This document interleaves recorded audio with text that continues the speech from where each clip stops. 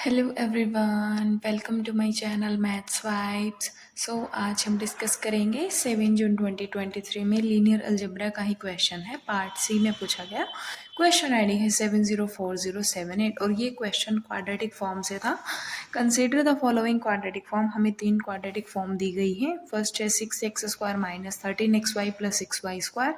Second है हमारी x² minus xy plus 2y²। Third x² minus xy minus 2y²।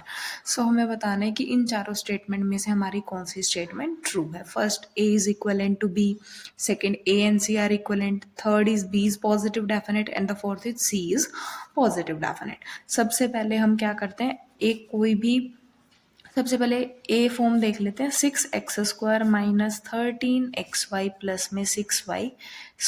सो इसकी help से हम मैट्रिक्स बनाने की कोशिश करते हैं। मैट्रिक्स में क्या होगा, ये हमारी 2x2 की बनेगी। फर्स्ट एलिमेंट हो जाएगा दिस, और जो A12 एलिमेंट आएगा इस एलिमेंट का हाफ, सो ये हमारा -13, सो -13/2, और यही सेम यहाँ पर हो जाएगा -13/2, और जो A22 है वो आ जाएगा y² का कोफिशिएंट।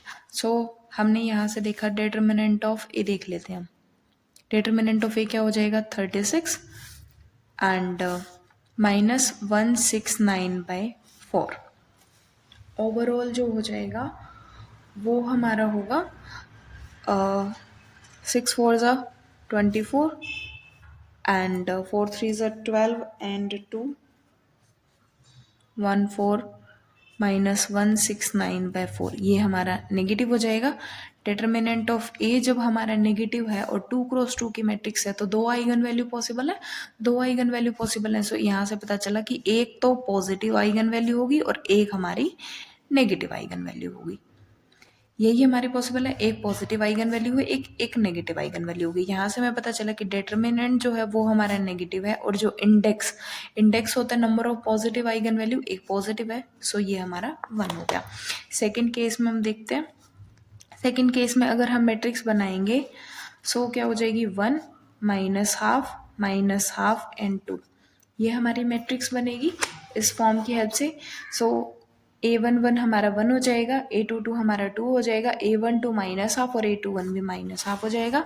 सो ये आ गई। सो डिटर्मिनेंट देख लेते हैं।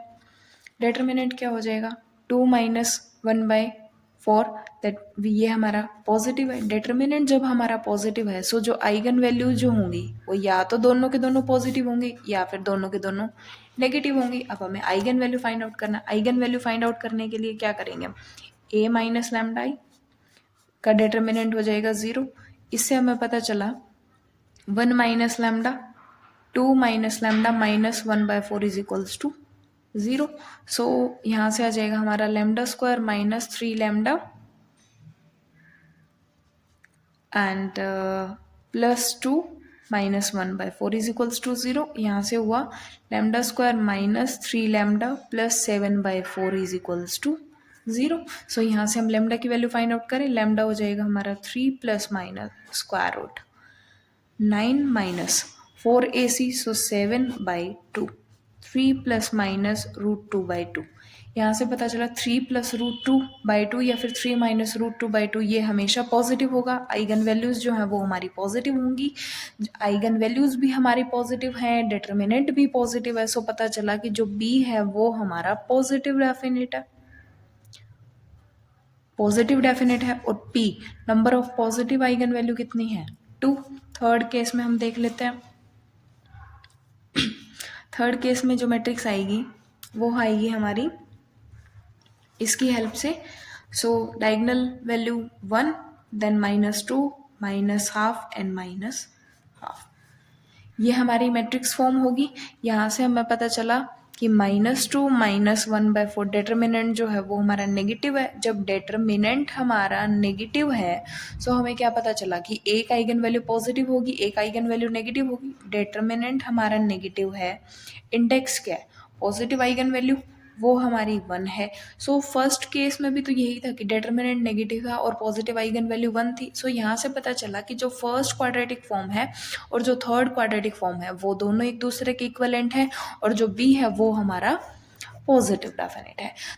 फोर्थ ऑप्शन दिया गया कि सी पॉजिटिव डेफिनेट होगा। सी पॉजिटिव डेफिनेट नहीं हो सकता, क्योंकि अगर पॉजिटिव डेफिनेट है तो दोनों आइगन वैल्यूज पॉजिटिव होनी चाहिए, बट यहाँ पर एक आइगन वैल्यू हमारी नेगेटिव आ रही है, तो जिसकी वजह से सी हमारा पॉजिटिव डेफिनेट नहीं हो सकता।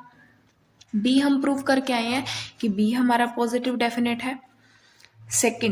सेकंड है हमारा ए और सी आर इक्वलेंट, यस, क्योंकि इनमें पॉजिटिव आइगन वैल्यू भी 1 आई है और डिटर्मिनेंट भी हमारा नेगेटिव है।